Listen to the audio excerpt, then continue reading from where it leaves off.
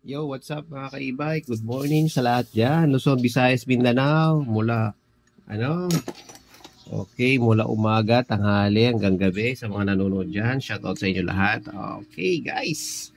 Nandito na naman tayo sa panibagong tutorial na. Ito. Ito nga pala guys, tungkol tayo sa brake show. Front brake show tayo guys sa harapan. Ito yung tsura ng bago. Ito yung luma. Papakita natin guys kung ano yung mga nangyayari dito. Bakit? Ito tulad nito. Napudpud yung isa. Pero yung isa makapal pa. Mga dahilan. No? Okay, kasi ito yung kadalasang nasisira. Okay. So, tingnan natin yung bago. Yan. Ito yung tamang ano. Ito yung bago. Ganda pa ng play. Okay. Okay. Papakita lang natin yung pagkakaiba at yung anong bang talaga nangyayari. Kasi usually guys sa e-bike, pag nagpa-maintenance kayo pala ng e-bike nyo, kung ano lang yung sinasabi nyo sa customer, ay sa gumagawa, yun lang din yung gagawin. Pero kung magpapa-service din lang naman kayo, magpapa-overhaul check-up kayo, ugaliin nyo, ipa-check din yung preno nyo sa harapan. Okay. Kasi ito drum brake tayo no guys, hindi tayo naka-disc brake. Drum brake ang tawag dito. Okay. Ang unang sira nito guys, tumitigas yung pagpreno. Okay. Kahit bago yung cable natin, pero bakit ang hirap pa rin? Ang hirap pa rin nito. Ang hirap bumalik nito. Okay.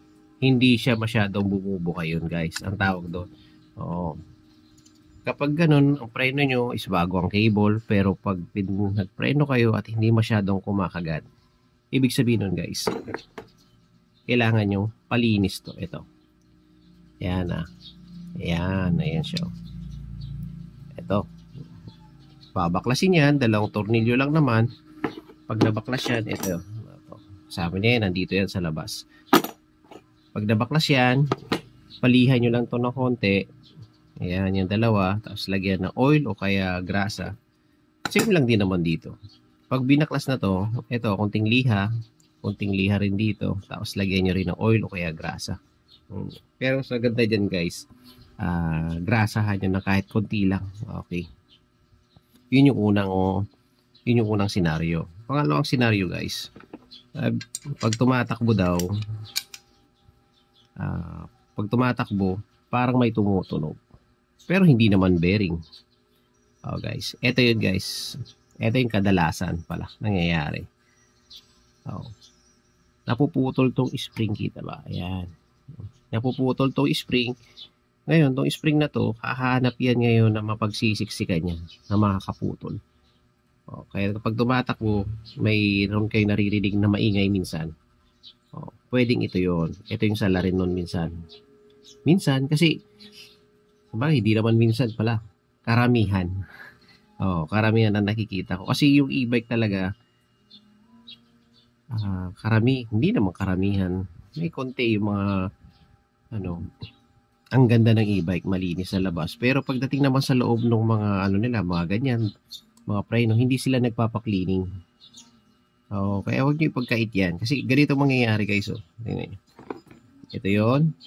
From this, nagiging ganito siya. Kahit ilang buwan lang yan, pwedeng mangyaring ganito yung sa inyo. Okay.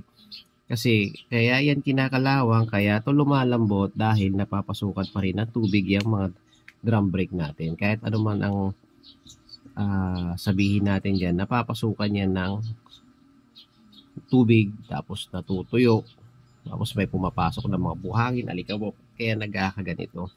Okay, ayan, pansin nyo guys, no? Ayan, kinakalawang. Okay. Pangatlo guys na ng e-bike.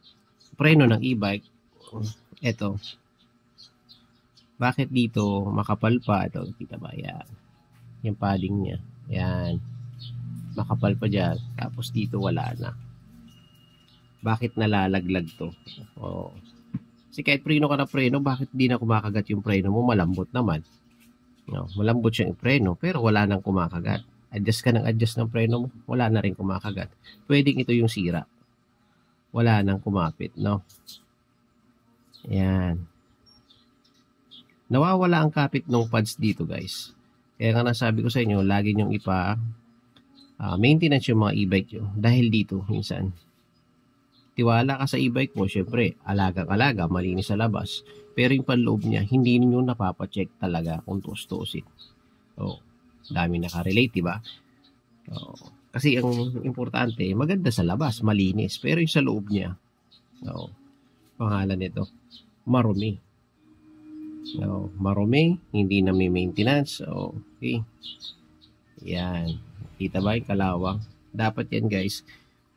Pag nagpa-maintenance kayo, ugaliin nyo lang, ipacheck na rin pati yung brakes nyo sa harapan. Kasi yan yung emergency brake nyo lagi. Mapa disc brake yan, mapa drum brake yan. Pare-parehas lang din na preno yan. So, kaya dapat ilagi nyo ipacheck din, no? Kasi pag nag-press ka tapos wala na pala ito, pud-pud, no? Cause of accident din yan, guys. Kaya inaano ko lang, konting awareness lang din tayo, no, guys? Kasi iba, bago pa lang yung e-bike ko, bakit wala nang preno ba? Yun pala, nalalaglag na to. Pwedeng maging ganyan kasi yan. Ito yan, no? So, kaya nga, laging chinecheck yan kasi para itong pud-pud dito, tsaka pud-pud dito, dapat pantay. Kasi kapag nagpreno ko, ayan, kita, dapat sabay. Hindi yung pabubuksan mo lang pag sira na yung harapan mo. Okay, kaya ka nga bumili ng e-bike mo para makatipid, tapos para may service ka, hindi yung bumili ka para gamitin lang. Kailangan mo pa rin i-maintenance, no? Ayan. Wala ka talagang preno yan pag ganyan ang nangyari. Kahit anong piga mo dyan, wala nang preno. Okay, guys. Una, okay, masaping preno yan, ha? Okay, ulitin natin. Pag ang preno hindi bumabalik, ito ang lilinisan. Dito tayo magpapalinis. Ayan. Okay. Ay, kapag ang preno hindi kumakapit, ito, kailangan palinisan. Kasi yung spring yan, hindi rin makabuka kasi nga puno na ng dumi sa loob. Okay? Pag nagpreno ka, pag umaandar ka at merong tumutunog sa harapan mo na maingay, pwedeng ito. Spring, naputol na yan. Pwedeng palitan niya ng spring pang motor, yung pang preno din ng motor, yung mas malaki. Mas magandang balik nun, mas malambot. Okay? Pangatlo, pag nagpreno ka, tapos hindi na kumakagat kahit anong adjust mo, pa-check mo, baka ito na yun. Baka nasira na to, nalaglag na. Okay. Alam na ng mga ano yan. Kung pina-check niyo yan sa mga trusted mechanic nyo, alam na nila yan kung paano maalagaan yan. Kanya-kanyang diskarte yan. No, kung paano linisan yan. Ito mga dumi-dumi na yan. Kalawang na yan. Kaya nga lagi ko sabi sa inyo, mamili kayo ng trusted mechanics nyo. Okay? Marami dyan nagpapanggap lang na mekaniko. Pero pag nasira na, bye-bye. Ayun. Oops. Kunting pasilip. Yan yung mangyayari pag hindi nyo pinapa-maintenance ng tama ang e-bike nyo. Okay? Yan. Dapat pag pudpud dito, pudpud din dito sa kabila. Dapat pantay. Ganyan ang proper na laro niyan. Okay, guys? Woo! Pasilip, bago. Ito yung damage. Okay. Yan yung pagkakaiba niyan. Okay. Ang layo, di ba, guys? Okay naman, guys. Natapos na naman ang ating video. Sana nakatulong yung safety tips ko tungkol sa ating mga preno, no, guys? Preno ng e-bike, motor, pare-parehas lang din naman yan. Ganyan yung gagawin nyo. Okay? Guys, sana nakatulong yung simpleng video ko to. Ride safe, power, peace out. Don't forget to like, share, and subscribe. Power!